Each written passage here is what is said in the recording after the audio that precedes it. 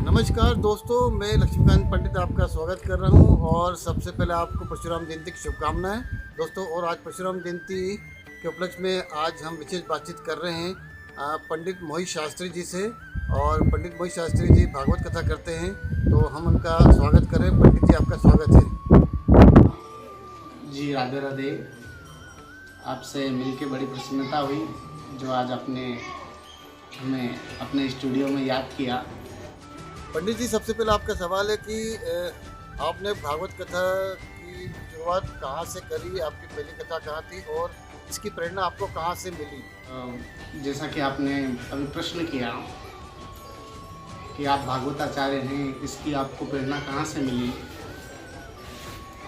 तो इसका श्रेय जाता है सबसे पहले तो अपने माता पिता को। और अगर पूरी तरीके से बातचीत बताया जाए तो पहले बचपने से तो इस चीज़ में लगन नहीं थी, और चूँकि नौकरी वगैरह करते थे, पढ़ाई किया और एजुकेशन पूरा करने के बाद में 3-4 जगह जॉब भी किए हैं। लेकिन जॉब में भी आंतरिक संतुष्टि तो नहीं थी, लेकिन करना पड़ा। कुछ समय जॉब करने के बाद में ऐसा लगा कि अब कुछ धर्म के लिए किया जाए। अर्थ तो खैर ठीक है, धर्म के लिए किया जाए तो अर्थ धर्म काम मोक्ष ये चारों चीज़ों को देखते हुए सोचा कि क्यों ना अपन ब्राह्मण कुल में जन्म है तो उसका सदुपयोग किया जाए। इसीलिए भागवत वाचक बनने का निर्णय लिया और घर पे ही उसका अध्ययन किया। और माता पिता के आशीर्वाद से, भगवान श्री कृष्ण की कृपा से घर पे ही अध्ययन करके सबसे पहले भागवत हमारा जहाँ मूल निवासी है, जहाँ के हम प्रॉपर हैं, जहाँ अभी रहते हैं, चामुंडी का धाम धनोरा, जो कि खंडवा डिस्ट्रिक्ट मध्य प्रदेश में हैं। और यहीं से हमने पहली कथा, और पहली कथा ही भगवान की कृपा से ऐसी हुई, जो भी श्रोताओं ने सुनी उनको ऐसा लगा कि बचपने से हम यही काम कर रहे हैं।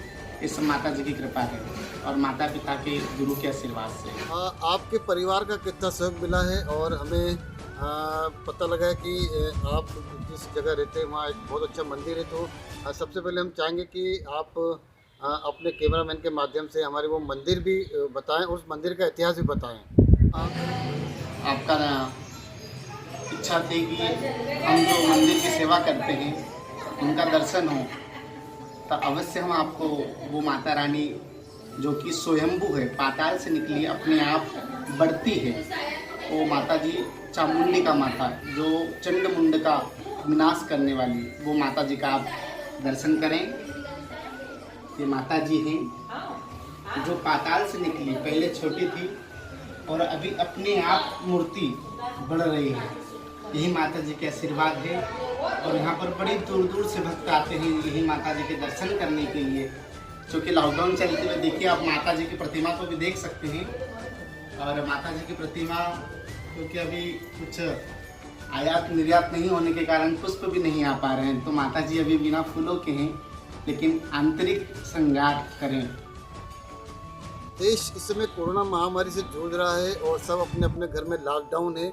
इस समय कहीं ना कहीं भक्ति भाव का एक माहौल है। तो पंडित मोहित शास्त्री जी, हम आपसे जानना चाहेंगे कि इस समय जो आप भागवत कथा का कोई संदेश या कोई कथा सुनाना चाहे, जिससे कि जितने दर्शक आपको देख रहे हैं वो प्रेरणा ले, और पूरे देश के जो आपके भक्त हैं उनके लिए आपका क्या संदेश है, हम आपसे सुनना चाहेंगे। पूरे विश्व में जो कोरोना महामारी बीमारी है, इसने अभी सब सारा जीवन अस्त व्यस्त किया है।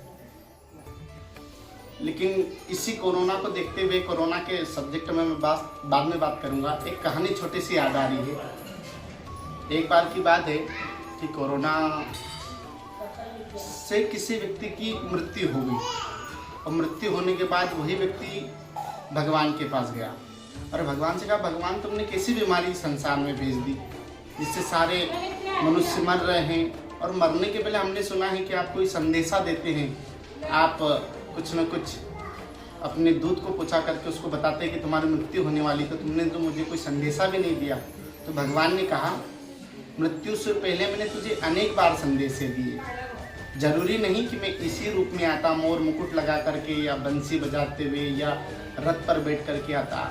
मैंने कभी प्रधानमंत्री नरेंद्र मोदी बन करके तुझे समझाने की कोशिश की कि घर पे रहे, कभी मुख्यमंत्री बन करके कोशिश की कि तू घर पे रहे, कभी कलेक्टर तो कभी एसडीएम तो कभी डॉक्टर तो कभी पुलिस वाला बन करके तुझे अनेक प्रकार से समझाया कि घर पे रहो, घर पे रहो, और तूने घर पे नहीं रहा और बाहर आकर के इस कोरोना की जंग में तेरी मृत्यु होगी, तो उसमें मेरा कोई दोष नहीं। भक्तों, इस कहानी से यह शिक्षा मिलती है कि जो लॉकडाउन चल रहा है, ये लॉकडाउन में घर पे रहें, सुरक्षित रहें।